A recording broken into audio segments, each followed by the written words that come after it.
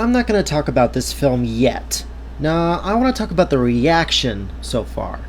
Let's take a look at the Metacritic scores. Based on critical scores, it's a 62. User scores are 2.5 at the time of this writing. IMDb has it around 5.2 as well.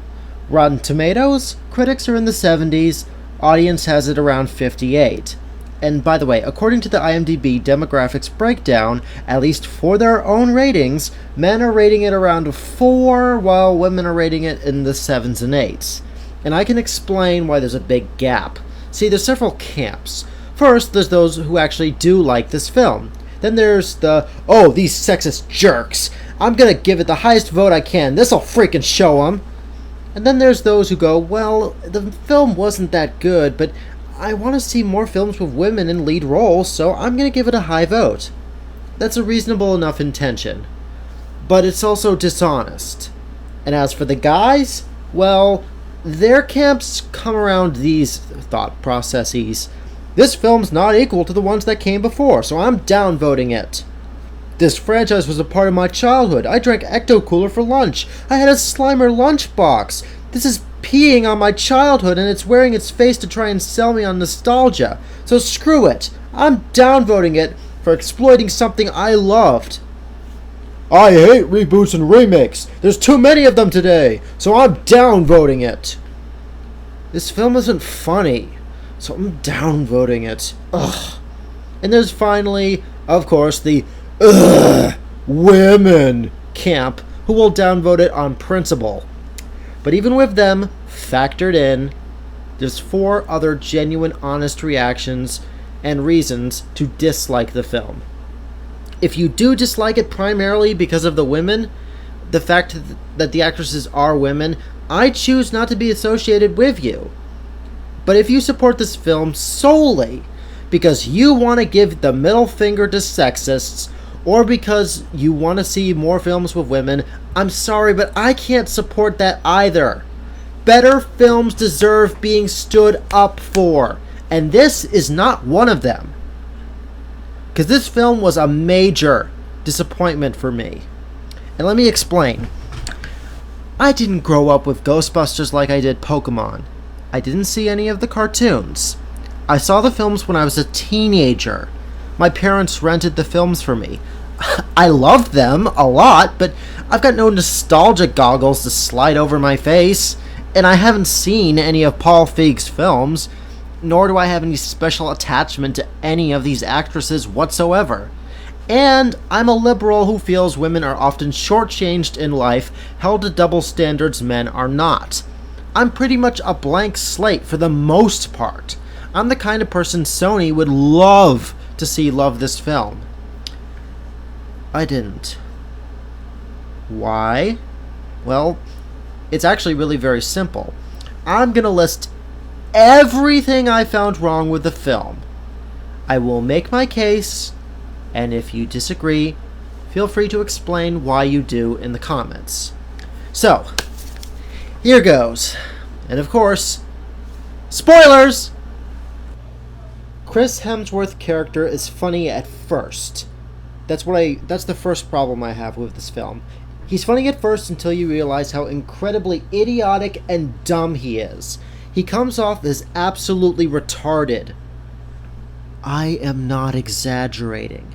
As in, he is so stupid, you wonder how he learned to read a classified ad, period. His antics cease to be amusing when he keeps being dumb. He never changes. He never gets more intelligent or nice. He's just dumb. And it's insulting because Annie Potts from the original films wasn't dumb or stupid. She wasn't a dumb blonde stereotype. She was intelligent and witty and funny. And Chris isn't. Worse still, him being an idiot ties into another big problem I have with the film. Number 2. Every male character is either an idiotic moron or a jerk in some variety. Anyone that has a real personality and more than just a couple lines from a scene. And even those who only have one scene are either total jerks or they just exist to move the plot along and they don't have any character at all. The mayor and his men? Jerk-offs. Bill Murray's character, who's a skeptic? Jerk-off. The dean of the school that Kristen Wiig's character is kicked out of. Jerk off. The dean of the school that Melissa McCarthy's character is in charge of. Jerk off. The main villain, internet troll style misanthropic jerk off. The army are jerks. The police are jerks. And they're stupid the same way Chris is. And he, again, is not only stupid, he's kind of a jerk off himself. Every guy is a moron. And I know why. I honestly do. They're trying to go for the girl power angle to show how good the Ghostbusters are. That's not progressive. That's just a gender flip. It's a gimmick. It just legitimizes the criticism leveled at your film by the sexist a-holes when you try to feed the trolls in your own film. A truly progressive film would have had both the genders be equal. Not saying one is better than the other. You're making the same mistake that bad cartoons like the Powerpuff Girls reboot do with Man Boy and Teen Titans Go does when it had the girls get cooties and pitted boys against girls. God. 3. The effects from this film look like they came from the live-action Scooby-Doo films or The Haunted Mansion. They look positively terrible. 4. Evidently, despite having video evidence of ghosts that was uploaded to YouTube, the dean kicks Kristen Wiig's character out of his college and thinks that because she believed in the supernatural, this must mean she's a kook. Now, I can understand if you're feeling that, like saying that ghosts are totally real and freaking out about it on YouTube, that maybe it would leave a bad impression of your college to give this woman tenure to a degree. I can understand that.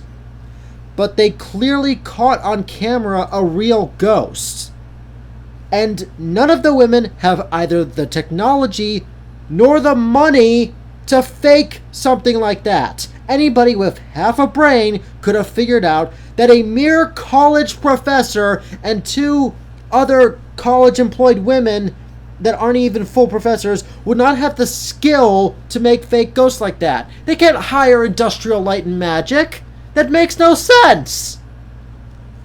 Also, evidently, after beating the final gigantic ghost villain that the main big bad turns into, who is a living monstrous representation of the Ghostbusters ghost logo, which is a big middle finger to any fan if I ever saw it, after closing the portal he makes, you know what happens? Well, it's a living representation of the phrase, the status quo is God. Because all the damage that got done somehow got reversed. How? Because potatoes. It just happens. Potatoes did it. And it gets even worse than that, because number 6, you want to know how they beat the main villain? How they beat Rowan after he turns into this giant monstrous version of the Ghostbusters logo? They shoot him in the genitals. They cross the streams and shoot him in the genitals. Right in his balls. And number 7, somehow, during all of that, nobody saw anything.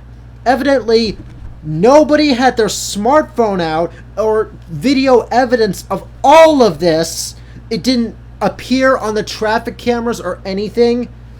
Somehow, there's still debate over whether or not this happened, even though everybody would have seen this. It's New York City. People are running left and right trying to get Pokemon in Pokemon Go in Central Park.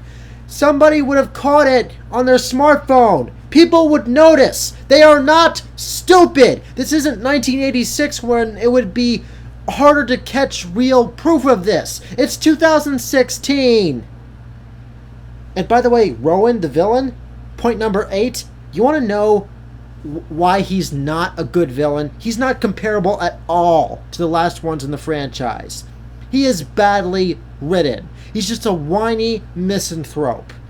And how is he able to do all the things he does? Like, I can buy, maybe, that a ghost can possess a human being.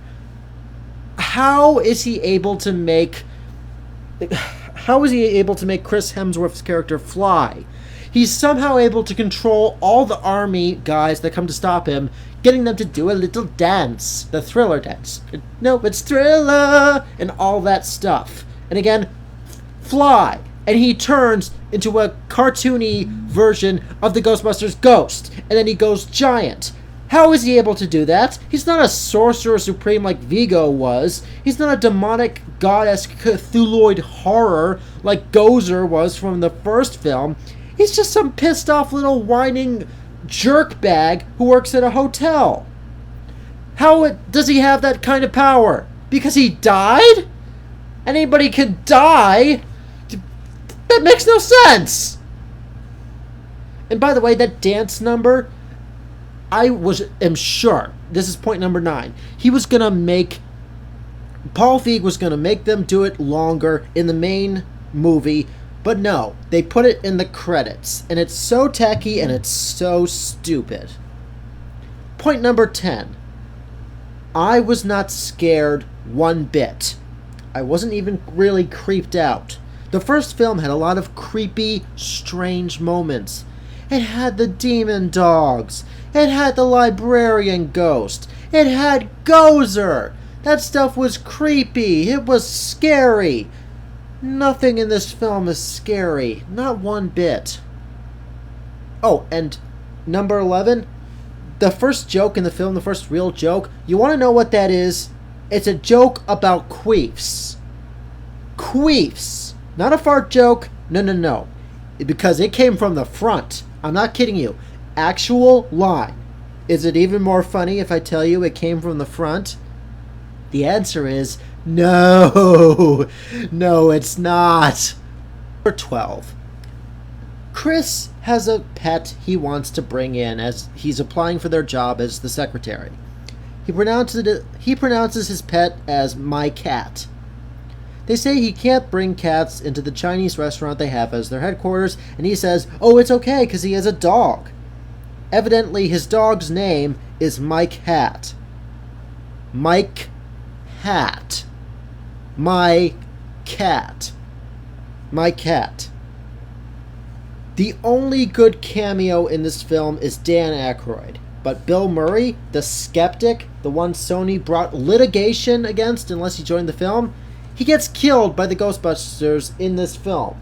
That's my 13th problem with it. Well, technically not the Ghostbusters themselves, like directly. See, he wanted to see they actually caught a ghost. So they released that draconic ghost you saw in the trailers. By the way, it's not explained how there's a dragon ghost that exists on Earth. That's not explained. See, the ghost flies out of the containment unit, grabs him, and tosses him out the window, flies off. Splat! He's dead.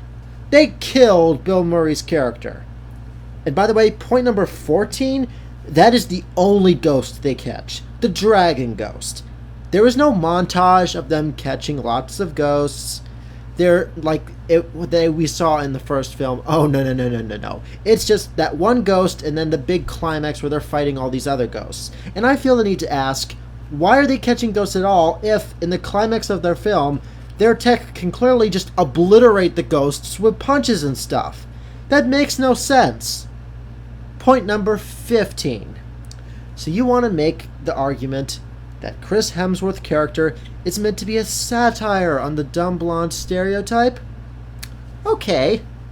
Welcome to Buffy the Vampire Slayer, idiot! That trope was dead 20 years ago. Friday the 13th took that thing behind the barn and shot it dead. Scream already killed that cliche off. Nobody seriously uses the dumb blonde cliche unless it's a period piece Madman style or a bad comedy. And you know what? I will give the film this. It's a bad comedy, all right. But I don't think it was trying to be. In fact, this film feels like a satire of Ghostbusters. That's my 16th problem with it. It feels like a satire and not a true Ghostbusters. It's like they just stuck the Ghostbusters label on a bad Melissa McCarthy comedy. It is insulting to me as somebody who actually liked the films. I even like the second film. It's not as good as the first film, but it's a guilty pleasure. It does have its moments. Point number 17. Leslie Jones is playing a stereotype. She's street smart. She plays the loud black woman character. She's the nurturing mommy type, on top of being the smack a ghost upside its head type black woman. She's a black stereotype with a friggin' gold chain that says Patty around her neck and a belt that reads, "Oh no, he didn't." I'm not kidding you. This film was one step away from having her eating fried chicken.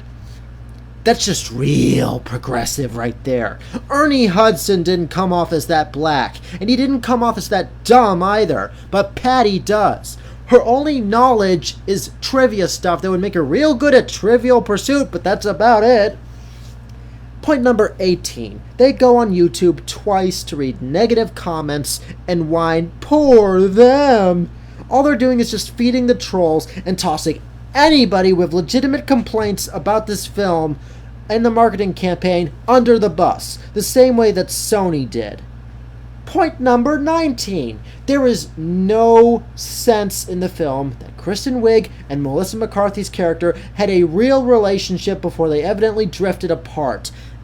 That's the whole point about Kristen Wiig's character, is that she used to know Melissa McCarthy. They did a book on ghosts in real life because Kristen Wiig had been haunted by the ghost of her neighbor. And they used to be real good friends, but they drifted apart.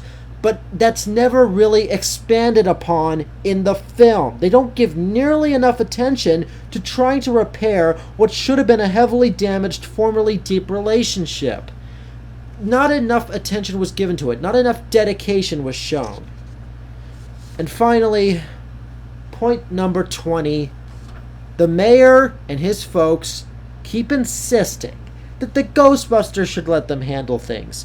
But the mayor and his crew don't do jack squat in the film except insulting the Ghostbusters. There is no evidence that they have any way of handling ghosts besides covering up the fact after it's already happened. It's a waste of time, and it just makes them look stupid, and their inclusion in the film pointless. So as you can tell, this film made me angry. I'm watching stuff like this when you smart people probably went to go rewatch Finding Dory, which was a quality, heartfelt, beautiful, beautiful film. Watch that if you can. Go see Star Trek Beyond. I hear good things about that. And if you still want to make the argument that I want to see women have good films, you know what? Support films like The Hunger Games, or Aliens, or Rogue One, or Star Wars The Force Awakens. Keep pushing for a Black Widow movie, or go see Finding Dory. Dory is a female lead. Women and girls deserve better than Ghostbusters 2016, in my opinion. Plain and simple, and that's all I'm saying. That is all I'm saying. Women deserve better than this disgustingly manipulative, pathetic piece of crap.